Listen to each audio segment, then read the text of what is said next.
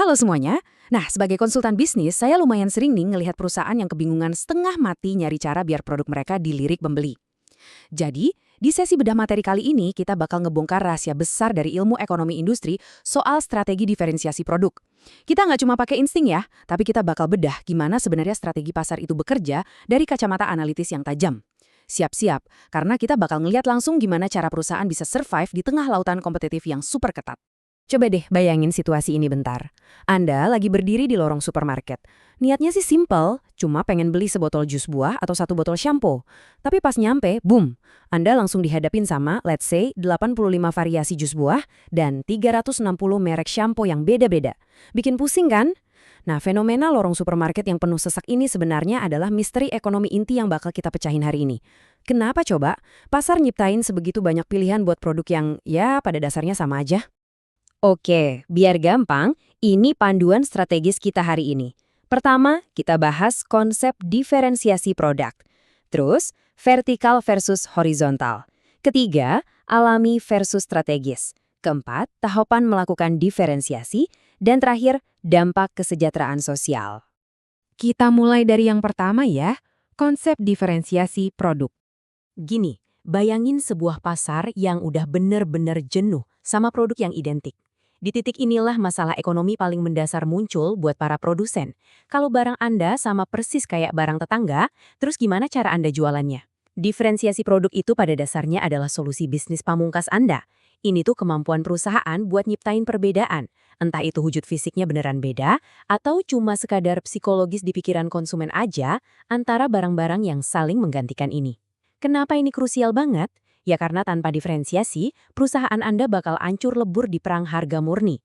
Kalau produk Anda dianggap unik, konsumen perlahan bakal berhenti cuma ngeliatin label harganya aja.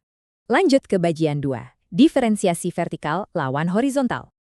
Kalau diferensiasi itu kuncinya, pertanyaannya sekarang, gimana sih kita mengkategorikan ratusan produk yang beda-beda di rak supermarket tadi?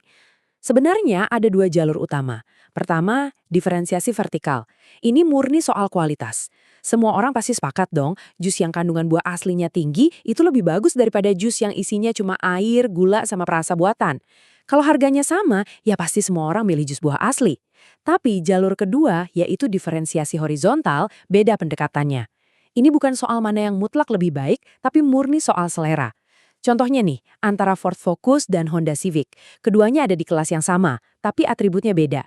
Jadi pilihannya benar-benar ada di tangan preferensi pribadi konsumen, bukan di standar kualitas yang mutlak. Kalau kita perhatiin lagi, produk itu pada esensinya ya cuma sekumpulan karakteristik yang dibundel jadi satu buat menuhin keinginan spesifik Anda. Ambil contoh sereal serapan. Ada konsumen yang nyarinya tingkat kerenyahan yang ekstra, tapi ada juga yang lebih peduli sama rasa buahnya. Atau mobil deh, Anda mungkin butuh mobil dengan kabin yang super luas buat liburan akhir pekan bareng keluarga. Tapi pas hari biasa buat ngantor, Anda butuh mobil yang lincah bermanuver di jalanan macet. Nah, produsen tuh secara cerdik memecah-mecah karakteristik ini buat menargetkan konsumen secara sangat spesifik. Masuk ke bagian 3, diferensiasi ini sifatnya alami atau strategis sih. Sekarang kita udah tahu nih kalau produk itu dibedain. Tapi dari mana sih asal mula perbedaan ini? Nah, ada perbedaan yang memang melekat secara natural. Kita sebutnya diferensiasi alami. Contoh paling gampang itu variasi geografis. Toko kelontong di ujung jalan komplek Anda itu otomatis punya keunggulan pasar yang unik dibandingin minimarket besar di jalan raya. Kenapa? Ya cuma karena lokasinya lebih dekat aja sama rumah Anda. Terus ada juga faktor negara asal. Pernah mikir nggak kenapa jam tangan Swiss atau pakaian desainer Italia bisa dihargain gila-gilaan mahalnya?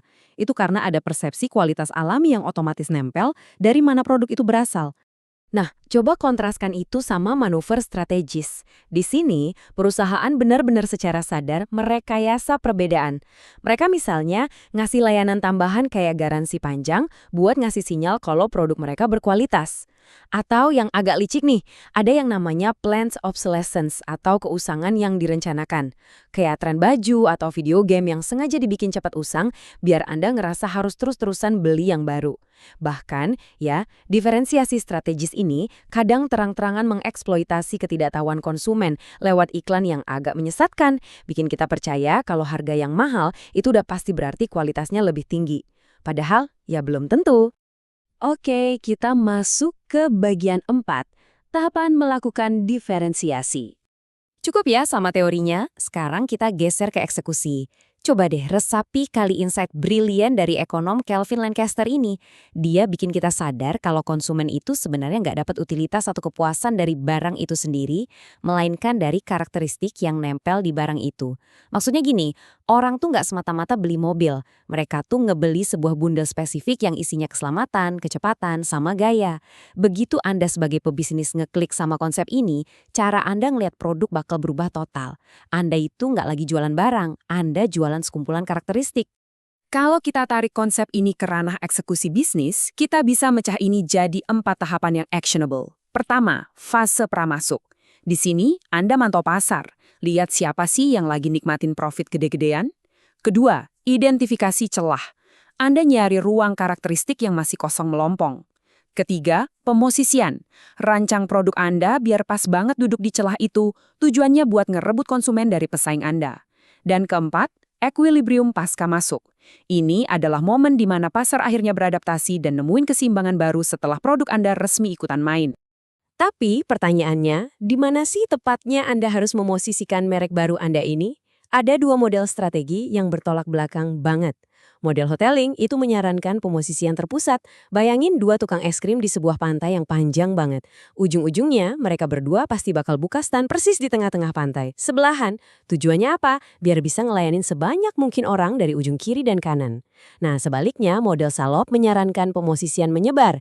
Ini kayak maskapai penerbangan yang bikin jadwal terbang ada yang pagi, siang, dan malam. Tujuannya buat saling menjauh dan menghindari perang harga secara langsung. Anda tinggal pilih strategi mana yang paling masuk akal buat produk Anda.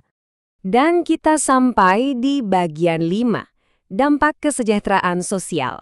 Mari kita zoom out sebentar dari strategi mikroskopis tadi dan lihat gambaran besarnya.